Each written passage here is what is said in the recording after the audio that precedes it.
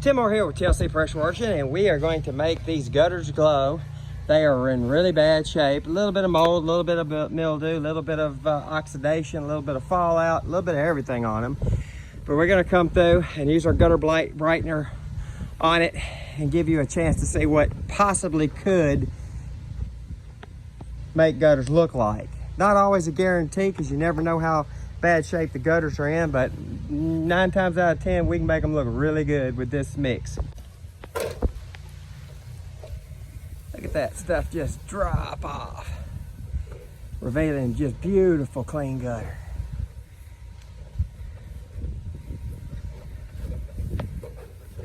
Right behind it, I'll give it a little rinse.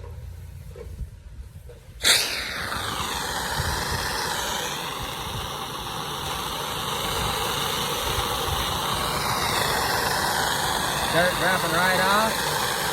Left is just beautiful clean gutter.